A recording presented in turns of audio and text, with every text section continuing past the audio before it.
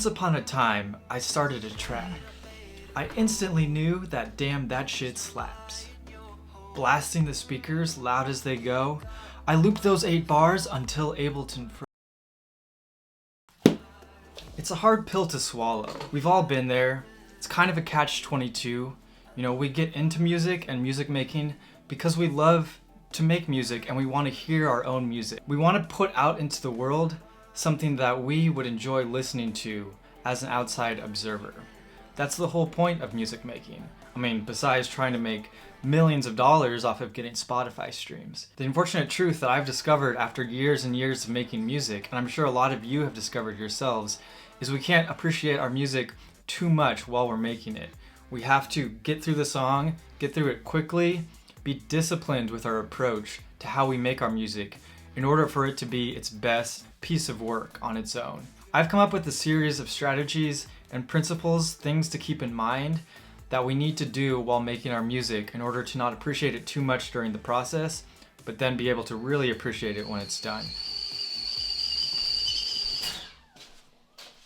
Think of making a song like brewing a cup of tea. You have a finite amount of time from when the hot water meets the tea leaves.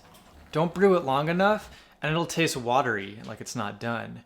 If you brew it too long, then the tannins will start to be released from the tea leaves and it'll start to taste bitter. The same can be applied to music making. You have a finite number of listens before you have to finish your song. Each listen through is one fewer listen, whether you're enjoying the music or you're actually making progress towards finishing the song. Now, when it comes to the mixing and mastering process, this is like you pouring the tea out into cups. You only have a certain amount of tea that can fit into each cup, especially with these small ones.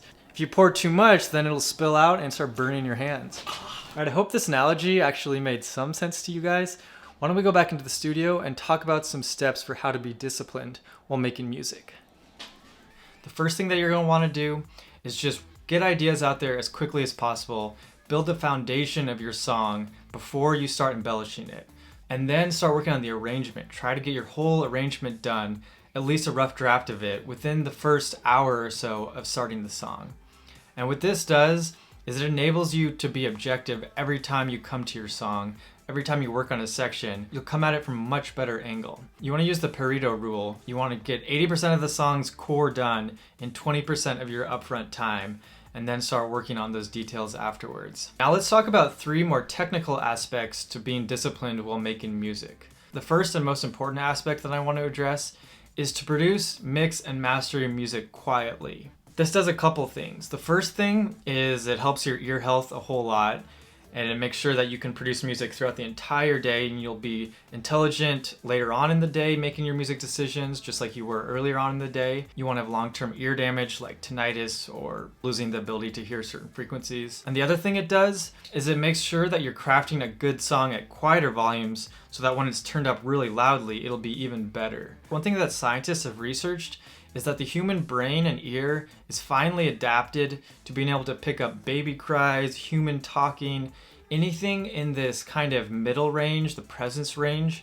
of say 800 to 3000 hertz. So when we're producing at a quieter volume, we can really hear all of the details in this range. And then once we turn it up, we can kind of see how it all works together. It's important to vary things, especially when you're mixing and master, in terms of the situation that you're listening to the music, what room, what speaker system, but it's also important to adjust the volume, because also listeners will listen at different volumes, and you want to make your song sound good at any volume.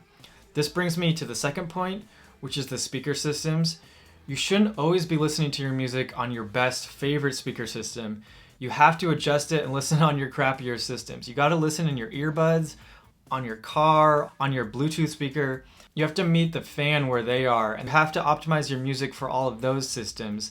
And then when you hear it on your amazing Yamaha 10-inch speakers, that song is gonna sound so much better. But you don't wanna ruin it by just constantly listening on your good speakers while meanwhile ignoring the crappier speakers. And finally, kind of tying into this is to do a lot of your mixing and your mastering in mono, even some of your production. For one thing, some people listen in mono, but the other thing is, once again, if your music sounds good in mono, it's going to sound amazing when it's in stereo. You can really fine tune the frequency spectrum and do some really good EQ work, especially in the mid-range, while you're in mono. This makes sure that you're not only relying on panning to separate things, but you're doing EQ work and panning to separate stuff. Even work on your panning while in mono and make sure that things still sound good and not too phasey, not too quiet while in mono, and then double check it in stereo and see how it works. You'll often be surprised, kind of varying between mono and stereo, how good your song actually sounds when you go back to stereo. Now I want to end this by saying we're all humans, we all want to enjoy our music, so be as disciplined as you can. Don't get down on yourself if you're messing up from time to time and enjoying your music. You know, that first listen through when I haven't heard the song in a long time, I'll just really appreciate it from kind of a fan's perspective at that point. And this can actually help you because your subconscious might actually be able to pick up on some things that your technical brain would not have seen. And then of course, after you've mixed and you've mastered that song, then enjoy the hell out of it. You've deserved that, and maybe you'll actually enjoy your song more now, and you'll be able to enjoy it in its full true glory. Alright guys, I hope you enjoyed this video. I've got some ideas for some pretty interesting content coming up, including some stories on how I quit my almost six-figure salary to become a musician, and then some discussion on my new upcoming songs and some cool, unique production work that I've done with those. Also a lot of marketing stuff coming up. So stay tuned, hit the like button and subscribe if you want to, and I will see you guys in the next one. Alright, bye!